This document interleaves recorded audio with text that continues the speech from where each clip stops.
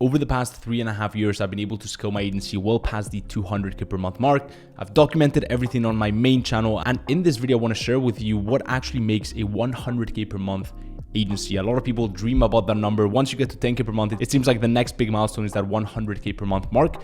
Yet what I've come to realize by just being in this space for a while now is that most people completely get wrong what it takes to actually make 100K per month, or at least what they think they need to get there is just completely off, and having that mindset and having that belief is going to lead them down the wrong path. And so in this video, I want to share with you how I actually crossed the 100K per month mark with my agency and the way I did it that allowed me to not only have the financial freedom and gain the financial benefits of that, but actually still maintain my time and location freedom. Because look, you can make all the money in the world, but if you can't actually enjoy the money you're making, what's really the point? Sure, I personally love the game, but I also want to have my mental peace, right? And so I'm going to share with you how I did it by maintaining all those key things that I really value and that I know a lot of people value, especially starting a business like an agency. And the key concept to understand right here is the difference between scaling with volume and scaling with value per client. And so a lot of people think that to scale an agency, you need a lot of clients. They think that the way to scale is by onboarding as many clients as possible and essentially through volume of clients. So for example, they think, okay, to get to 100K per month, I need to have 50 clients that pay me 2K per month, or I need to have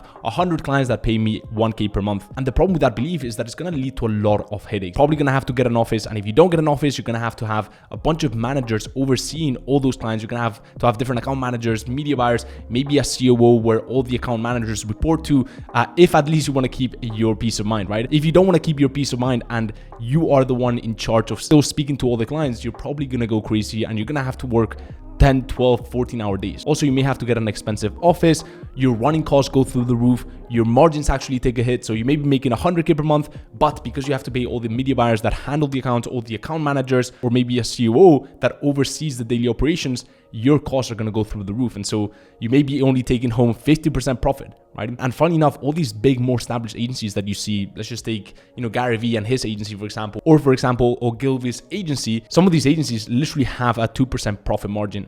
And so you don't want to scale with volume. What you want to do instead is you want to keep complexity as low as possible to scale as fast as possible. And you need to understand that simple scales, fancy fails. And so what I've come to realize that it's a much better scaling mechanism is scaling by value per client. And so for example, instead of having 50 to 100 clients to cross the 100K per month mark, I actually had 9 clients. I only needed 9 clients to scale to 100K per month. And I'm going to share with you how I did that. And this was great because I didn't need a lot of staff or contractors to pay. And actually my profit margins went up. And when I share with you how I did it, it will make a lot of sense. Essentially what I did, especially past the 50K per month mark, I realized that my money problems were taken care of. And so I really only wanted to work with projects that I truly genuinely believed in. And so I basically fired all the clients where I didn't see as much of a long-term opportunity to take equity in their business or to truly build something of massive value. It was just, we're making them a lot of money and it was a good paycheck for me. But these were also maybe the clients that were the highest maintenance and also not the biggest paycheck. So I got rid of all those clients and I made space for the clients that were the biggest value. I kept the very high ticket clients and I attracted more high ticket clients that could pay a high ticket fixed fee. E-commerce lends itself very well to those type of clients because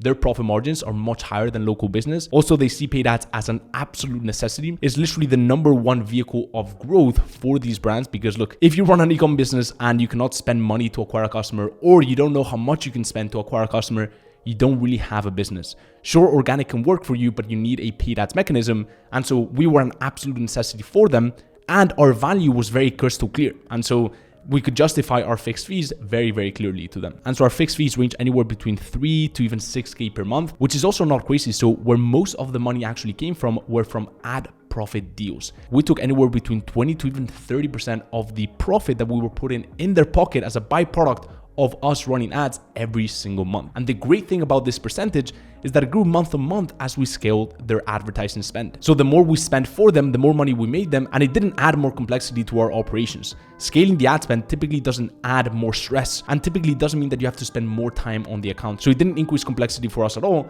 and we still made more money per client. And that figure, as I said, grew month on month pretty much passively. And so essentially I had clients that paid me more than 10K per month every single month, counting the fixed fees plus the ad profit deals. And that was great because only with 9 clients, I scaled past 100K per month with very little complexity, high profit margins. We're looking around 75 to 80% profit margins.